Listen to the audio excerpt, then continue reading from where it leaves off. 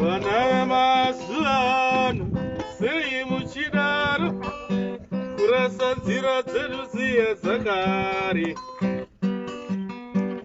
Vakomana vemakore ano sei muchidaro siya nzira dzedu dziye dzakare.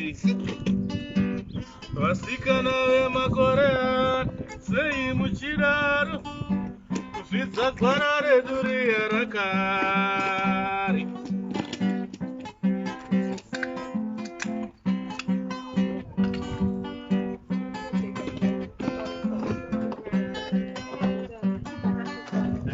Isu tingafamba zvedu sei nenyika ino, isu tingakwire nekudzika nepasi rino, kubuda kwaro zuva, nyura kwaro zuva, kana iko kufufuta kwemhepo yepasi rino.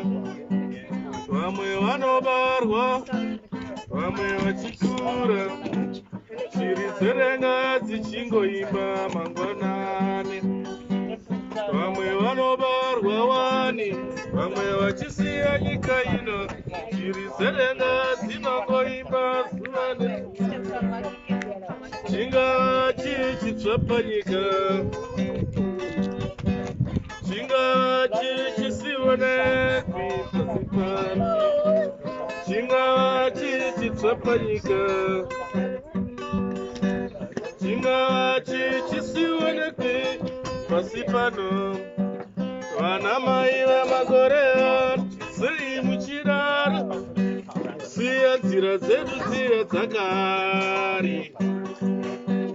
Mazimbuya emazuva ano sei muchidaro kurasa gwara redu riye rakare.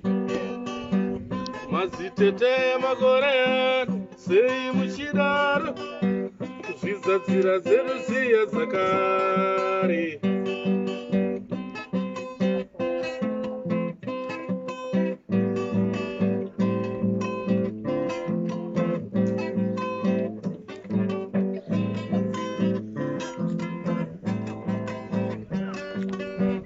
Zvingandinetsa ini ndouzaniko, zvandisina mai vangu, zvandisina baba, iwe mugoma ndiye mure pane zvingandinetse.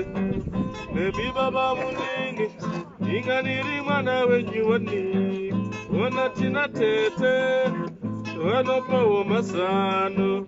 Mbuya nasekuru ndiratidze dzinza rangwi.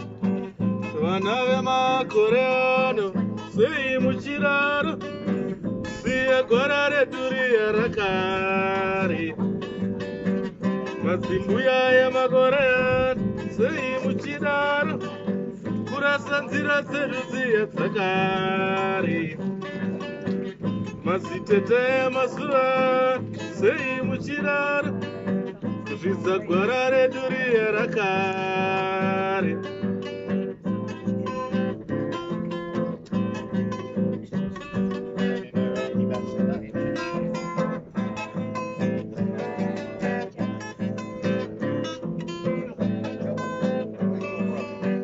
Zvingandinetsa ini ndouzaniko, zvandisina mai vangu, zvandisina baba, iwe mugoma ndiye mure pane zvingandinetse.